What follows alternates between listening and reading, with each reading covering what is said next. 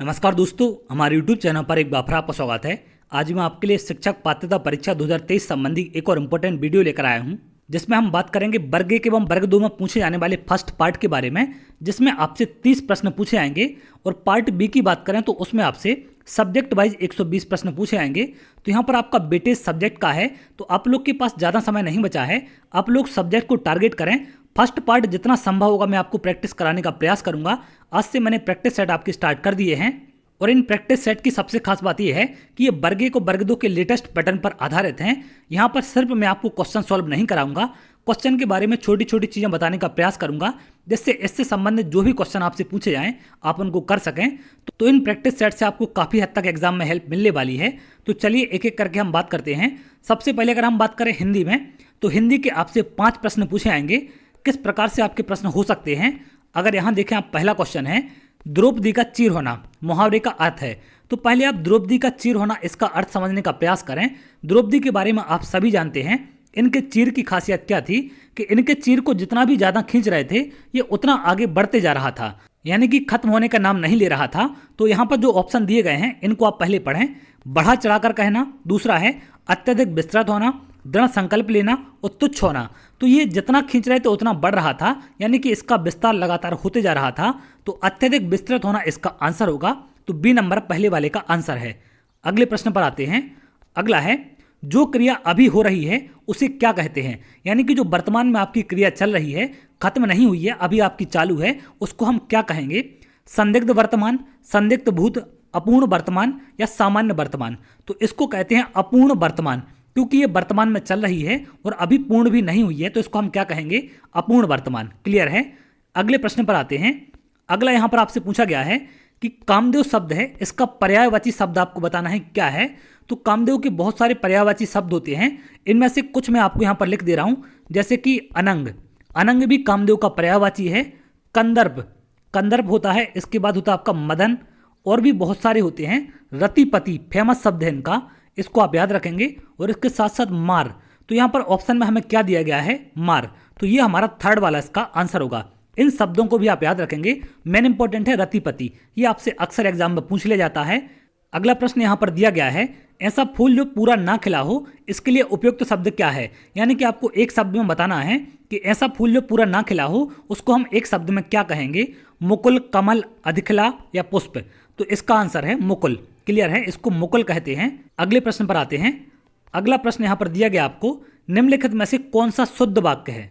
तो इन 4 में से आपको बताना है कि कौन सा शुद्ध वाक्य है। पहला है उसने अपनी कमाई का अधिकांश भाग गंवा दिया। दूसरा है वह अपनी कमाई का अधिकांश भाग गंवा बैठा।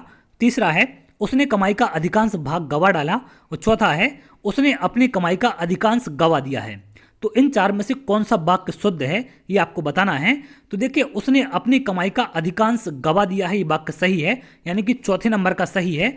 अधिकांश गंवा देना, अब यहाँ पर भाग अलग से लगाने की जरूरत नहीं है, तो यहाँ पर इसको लगाना नहीं है आपको, सिर्फ ये वाला आपका चौथे नंबर का सही होगा। अगला पूछा गया आपसे 6वें नंबर का प्रश्न है, उच्चारण शब्द का संधि विच्छेद क्या है? तो इसका संधि विच्छेद अधिकतर लोग जानते होंगे, उत्धन चारण, ये होता है इसका संधि विच्छेद।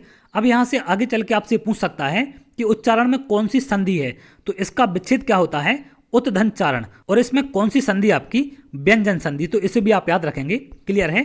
व्यंजन संधि आपके उच्चारण में। अगला प्रश्न है यहाँ पर, निम्नलिखित में से तद्भव शब्द है, समुद्र, शांति, ताप और काज। इनमें से आपका तद्भव शब्द कौन सा है? काज। तद्भव और तत्सम शब्दों के बारे में आप पढ़कर जाएंगे, क्योंकि इनसे अक्सर आपके प्रश्न पूछे जाते हैं और ये मोस्ट इंपॉर्टेंट पार्ट होता है आपका हिंदी का। अगला प्रश्न यहाँ पर पूछा गया है, अनुस्वार को कहते हैं, अनुस्वार को क्या कहते हैं? अयोगबाह। इसको आप याद रखेंगे, ये बहुत बार एग्जाम में क्वेश्चन आया भी है और इस प्रकार के प्रश्न आने की आगे संभावना है आपके। अब अगर हम बात करें इंग्लिश के बारे में, तो इंग्लिश से भी आपके 5 प्रश्न पूछे आएंगे। Fill in the blank with the correct article. तो यहाँ पर आपको आर्टिकल फिल करना है। नील आर्मस्ट्रॉन्ग वॉज खालिस्तान first man to walk on खालिस्तान मून। 2 आर्टिकल आपको यहाँ पर भरने हैं। अब यहाँ पर एक शब्द है आपका फर्स्ट, जो कि मैन के पहले लगा हुआ है। तो जो इस प्रकार के शब्द होते हैं आपके, जैसे फर्स्ट हो गया, सेकंड हो गया, थर्ड हो गया, फोर्थ हो गया, इस टाइप के जो शब्द होते हैं इनको इंग्लिश में हम बोलते हैं ऑर्डिनल एडजेक्टिव। क्लियर है, इसको आप याद रखेंगे। ये ऑर्डिनल एडजेक्टिव कहलाते हैं आपके, और इनकी खासियत ये होती है कि जब भी आपको फर्स्ट, सेकंड, थर्ड ऐसे शब्द लगे मिलें तो इनके आगे हमेशा द आर्टिकल आता है। क्लियर है, इस बात का आप ध्यान रखेंगे, हमेशा इनके आगे द आर्टिकल आता है। लेकिन अगर हम बात करें 1, 2, 3 की, तो ये आपके ऑर्डिनल नहीं है, ये आपके कार्डिनल शब्द होते हैं और इनके आगे द नहीं आता है। इस बात का भी आप ध्यान रखेंगे। तो आपको अगर फर्स्ट, सेकंड, थर्ड ऐसे टाइप के शब्द मिले, ये ऑर्डिनल एडजेक्टिव हैं, इनके आगे हमेशा द आता है। तो पहले ब्लैंक में आपको द फिल करना है। अब अगला ब्लैंक है, यहाँ पर एक शब्द है मून।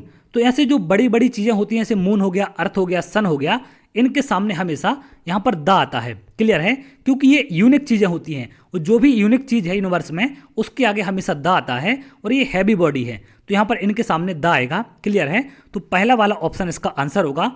अगला प्रश्न यहाँ पर आपको दिया गया है, fill in the blank with the most suitable adverb. तो यहाँ पर आपको एडवर्ब फिल करना है। It took us blank 5 hours to reach the airport. तो यहाँ पर आपको बताना है कि इनमें से कौन सा एडवर्ब आपका सही रहेगा। पहले तो आप इनके मतलब जान लें। नियरली का मतलब होता है लगभग। क्या होता है? लगभग। क्योंकि अगर आप इनकी वोकैबुलरी नहीं जानते तो यहाँ पर फिल करना मुश्किल होगा। ऑलवेज का मतलब होता है हमेशा। इनफ का मतलब होता है पर्याप्त। क्लियर है, तो इनमें से आपको यहाँ पर भरना है। तो यहाँ पर आप भर सकते हैं कि लगभग 5 घंटे आपको एयरपोर्ट पहुँचने में लग सकते हैं। तो इसका आंसर क्या होगा? नियरली। पहला वाला इसका आंसर है। अगले प्रश्न पर आते हैं। अगला है चूज द करेक्ट अल्टरनेटिव। तो इसमें से आपको करेक्ट वर्ड फिल करना है कि इसमें क्या फिट आएगा। She blank her portrait in the main hall. तो उसने अपने पोर्ट्रेट को मैन हॉल में लगाया है। तो यहाँ पर हमें ब्लैंक फिल करना है कि इसमें क्या आ सकता है। तो सबसे पहले इस टाइप के ब्लैंक को फिल करने के लिए आप खास बात ध्यान रखेंगे कि पीछे वाला जो पार्ट है इसमें आप देखेंगे हेल्पिंग वर्ब क्या है। हेल्पिंग वर्ब आप लोग जानते होंगे, आपने टेंस पढ़े हैं।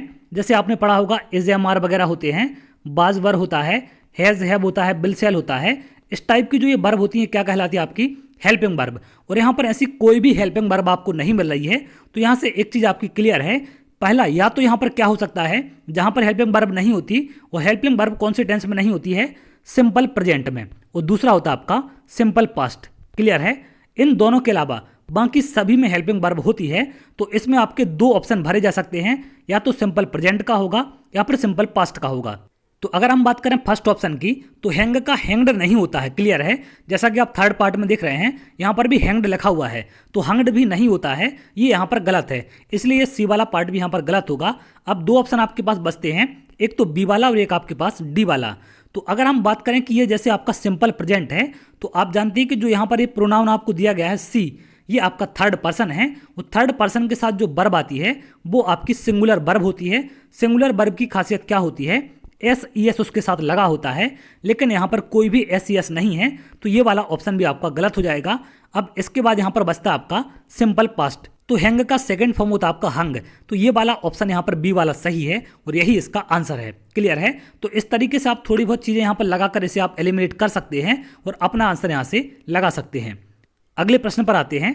अगला प्रश्न यहाँ पर दिया गया है, choose the word which best expresses the meaning. तो यहाँ पर इसका आपको ऐसा मतलब बताना है जो इन 4 ऑप्शन में दिया गया हो, यानी कि समानार्थी शब्द आपको सिनोनिम यहाँ पर बताना है। तो ग्रेटिफाई की अगर हम बात करें तो इसका मतलब होता है खुश करना या फिर आनंद देना। क्लियर है, ये इसका मतलब है। अगर हम बात करें ऑप्शन की, तो डिलाइट का मतलब भी होता है खुश करना या फिर आनंद देना। सौरो का मतलब होता है दुख या फिर शोक। आप इन वर्ड को लिख सकते हैं, ये भी आपको आगे मिल सकते हैं। लेजी का मतलब आप सभी जानते हैं, लेजी मतलब होता है आलसी या सुस्त बोलते हैं इसको। एनॉय का मतलब होता है गुस्सा करना या फिर किसी को नाराज करना। तो इन सब के बारे में आप लिख लेंगे। अगर आपको इनमें से कोई भी वर्ड नहीं पता है तो इसका आंसर है ए वाला। क्लियर है, डिलाइट। अगले प्रश्न पर आते हैं। अगला है direction. Match list 1 with list 2 antonyms. तो यहाँ पर आपको विपरीत शब्दों की जोड़ी बनानी है, जो शब्द आपको यहाँ पर दिए गए हैं। क्लियर है, सबसे पहले इन शब्दों के आपको मतलब पता होने चाहिए। हिंडर का मतलब होता है बाधा डालना। हंगर की बात करें तो इसका मतलब होता है भूख। ये शब्द आपने सुने होंगे। इमेंस की बात करें तो इसका मतलब होता है कि जरूरत से ज्यादा होना या पर्याप्त, अत्यधिक होना। क्लियर है, इसका मतलब होता है अत्यधिक होना। इंटेंशनल की बात करें तो इसका मतलब होता है इंटेंशनली आप कोई काम करते हैं, यानी कि अपने इरादे से कोई काम कर रहे हैं, जानबूझकर करते हैं। तो इसका मतलब होता है इरादे से किया गया काम। क्लियर है। अगर हम बात करें एक्सीडेंटल, एक्सीडेंटल का मतलब होता है कि कोई धोखे से काम होता है या अचानक से हो जाता है। तो इसका मतलब होता है धोखे से, यानी कि उसका अंदाजा आपको नहीं था। टिनी की बात करें तो टिनी का मतलब होता है सूक्ष्म या फिर तुच्छ, छोटा। डिस्टेस्ट की बात करें तो इसका मतलब होता है किसी भी चीज को नापसंद करना। अगला वर्ड है एड। एड का मतलब होता है किसी की हेल्प करना या फिर मदद करना। क्लियर है? तो यहाँ पर आप देख सकते हैं आपको अपोजिट जोड़ी बनानी है। पहला यहाँ पर बाधा डालना और दूसरा यहाँ पर आप देख रहे हैं सामने वाले में हेल्प यानी कि मदद करना। तो पहले वाले की जोड़ी बन जाएगी आपकी चौथे वाले से। अगला है भूख और यहाँ पर एक शब्द देख रहे हैं आप नापसंद। क्लियर है? तो इसका बन जाएगा आपका तीसरे वाले से। इमेंस का मतलब होता है अत्यधिक, जरूरत से ज्यादा। तो यहाँ पर दूसरा शब्द आप सामने देख रहे हैं टिनी, मतलब सूक्ष्म होता है, बहुत कम। तो इसका अपोजिट शब्द कौन सा हो जाएगा? टिनी। अगला है आपका इंटेंशनल। इंटेंशनल का मतलब होता है कि कोई काम जानबूझकर किया जाए और एक्सीडेंटल का मतलब होता है कि कोई काम धोखे से हो। तो यहाँ पर इंटेंशनल का अपोजिट हो जाएगा एक्सीडेंटल। क्लियर है? तो इस प्रकार से आप इनकी जोड़ी मिला सकते हैं। यहाँ पर 4 ऑप्शन आपको दिए गए हैं, इनमें से ऑप्शन आप चुन लेंगे जो भी यहाँ पर आंसर होगा। अगले प्रश्न पर आते हैं। अगला यहाँ पर आपसे सामान्य ज्ञान, समसामयिक घटनाएं, तार्किक और आंकिक से 7 प्रश्न पूछे आएंगे।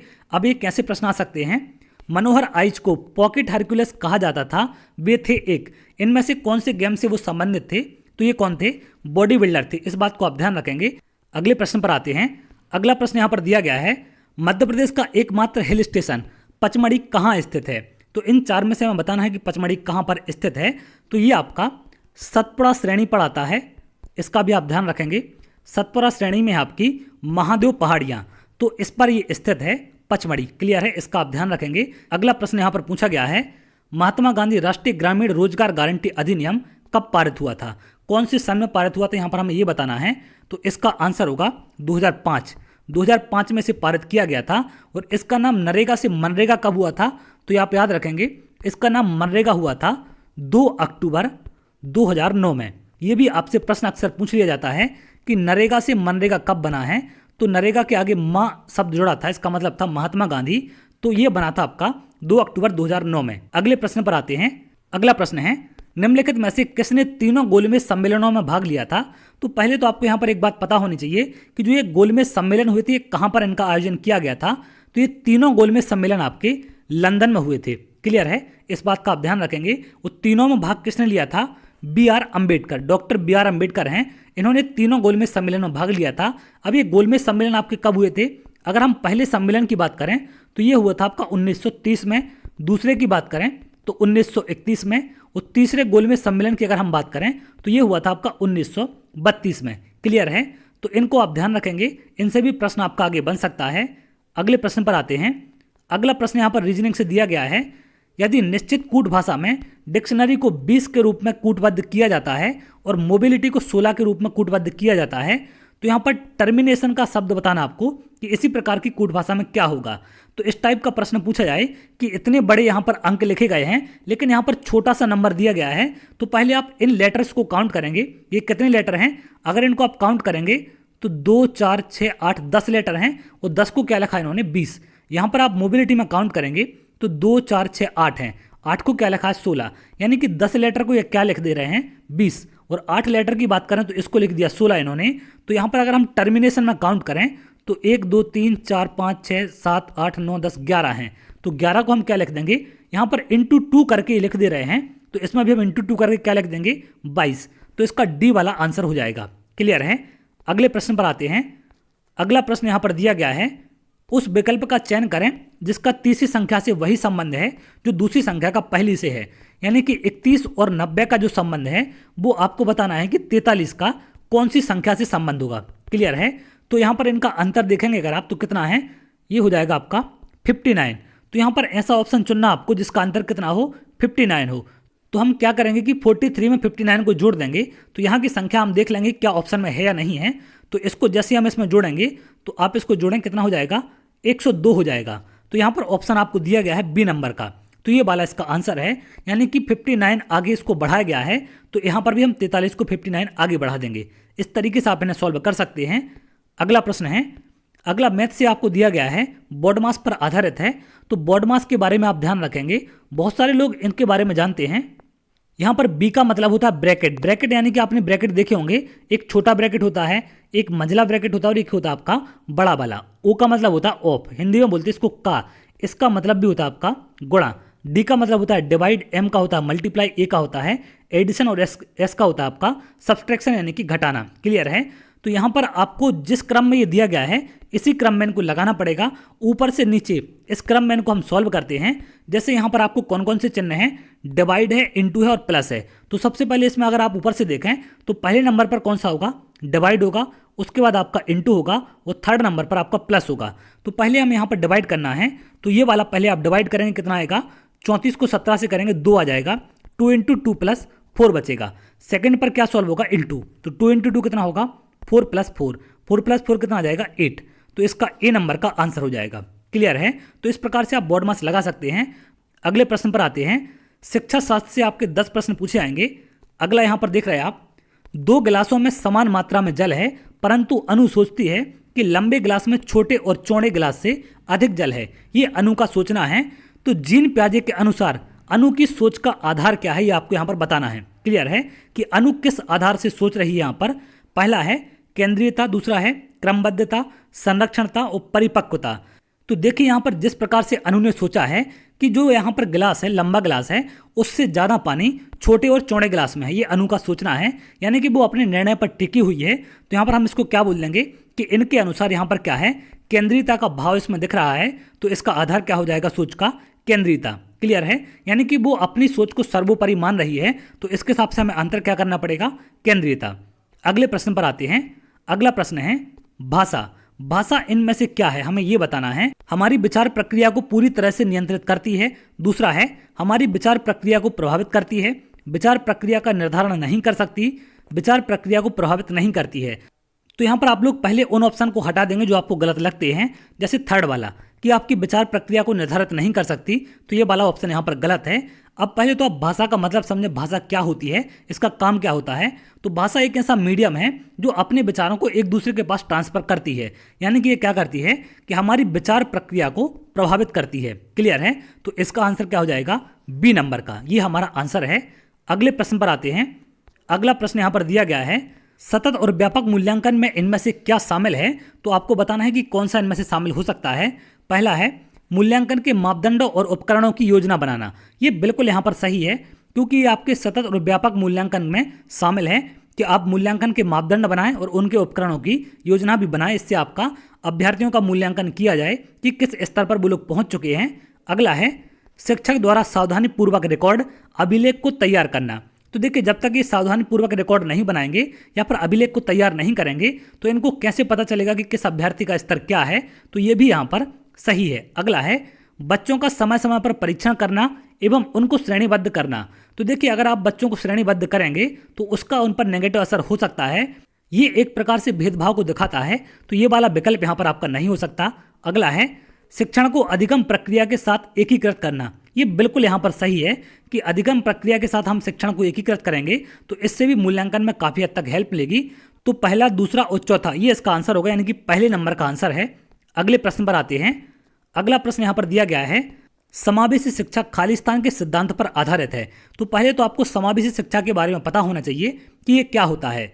तो समावेशी शिक्षा में सामान्य बालकों के साथ साथ जो इनके अलग से बच्चे होते हैं उनको भी हम शामिल करते हैं। जैसे आपने देखा होगा, दृष्टिबाधित हैं, दृष्टिबाधित बच्चे होते हैं, ये सामान्य बालकों से अलग होते हैं। मूक बाधित बच्चे होते हैं या जो प्रतिभाशाली बच्चे होते हैं, इन सबको इसमें शामिल किया जाता है जो कि सामान्य बालकों से अलग होते हैं।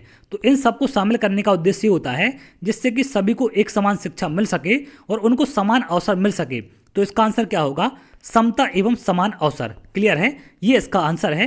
तो समावेशी शिक्षा का मतलब आप ध्यान रखेंगे कि सामान्य बच्चों के साथ साथ जो अन्य बच्चे होते हैं उनको भी इसमें शामिल किया जाता है, चाहे वो फिजिकल हैंडीकैप हों, प्रतिभाशाली हों, ये सामान्य बच्चों से अलग हैं। इनको शामिल करके एक साथ पढ़ाना सबको, जिससे सबको समानता मिले और समान अवसर सबको मिल सके, ये आपकी समावेशी शिक्षा कहलाती है। अगले प्रश्न पर आते हैं। अगला है, एक शिक्षक को अपने विद्यार्थियों को किसी प्रश्न का उत्तर देने के लिए सहज अनुमान लगाने के लिए खालिस्तान करना चाहिए। तो इनको क्या करना चाहिए, प्रोत्साहित करना चाहिए, अनदेखा करना चाहिए, दंडित करना चाहिए या फिर अवरुद्ध। तो यहाँ पर देखिए, अनदेखा करना गलत है, दंडित भी गलत है और अवरुद्ध करना भी गलत है। तो अगर कोई आंसर देता है तो उसको प्रोत्साहित करना चाहिए, ये यहाँ पर बिल्कुल सही है। अगले प्रश्न पर आते हैं। अगला है, पाठ्यक्रम बनाते समय निम्नलिखित में से क्या एक मापदंड नहीं है। तो इनमें से बताना है कि पाठ्यक्रम बनाते टाइम कौन सा मापदंड नहीं हो सकता। पहला है, अभिभावकों का शैक्षणिक स्तर। तो देखिए, अगर बच्चे को आप पढ़ा रहे हैं तो उसके पेरेंट्स कितने पढ़े हैं, क्या उनका स्तर है, इसका कोई भी लेना देना मापदंड में नहीं होता है, तो ये वाला गलत है। अगला है पिछली परीक्षा में शिक्षार्थी का प्रदर्शन। ये बिल्कुल जरूरी है कि आप पहले का देखें कि रिकॉर्ड क्या रहा है, उसके आधार पर आप तैयार करें। शिक्षार्थी की क्षमताएं, अब ऐसा नहीं करना आपको कि पहली कक्षा का बच्चा है और आप उसको 5वीं कक्षा का पढ़ा रहे हैं, तो ये भी गलत है। तो ये भी आपको क्षमता का ध्यान रखना पड़ेगा। अगला है शिक्षार्थी की आकांक्षाएं। तो शिक्षार्थी की आकांक्षाएं क्या हैं, वो क्या सीखना चाहता है, उसका इंटरेस्ट कैसा है, इन सब बातों का भी ध्यान रखना जरूरी है। तो पहला यहाँ पर गलत होगा, इसका पाठ्यक्रम बनाते टाइम मापदंड से कोई भी लेना देना नहीं है। अगले प्रश्न पर आते हैं। अगला प्रश्न यहाँ पर दिया गया है, विद्यार्थियों को स्पष्ट उदाहरण एवं गैर उदाहरण देने का क्या परिणाम है। यानी कि आपको स्पष्ट उदाहरण देने से और गैर उदाहरण देने का क्या परिणाम होता है, ये बताना है। पहला है, यह विद्यार्थियों के दिमाग में भ्रांतियां उत्पन्न करता है। तो अगर आप स्पष्ट उदाहरण से किसी को पढ़ाते हैं तो ये भ्रांतियां उत्पन्न नहीं करता, ये गलत है। क्लियर है। यह अवधारणाओं को समझ में अभाव पैदा करता है। तो अवधारणा की समझ ये बढ़ाता है, ना कि अभाव पैदा करता है। अगला है, यह अवधारणात्मक समझ के बजाय कार्यविधिक प्रक्रियात्मक ज्ञान पर ध्यान केंद्रित करता है।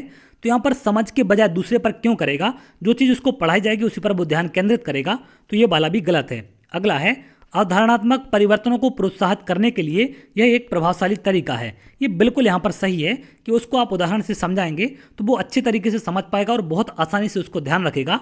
अगले प्रश्न पर आते हैं। अगला प्रश्न यहाँ पर दिया गया है, बेंड्यूरा के सामाजिक अवलोकन पर आधारित अधिगम सिद्धांत में निम्नलिखित में से कौन सी प्रक्रिया होती है।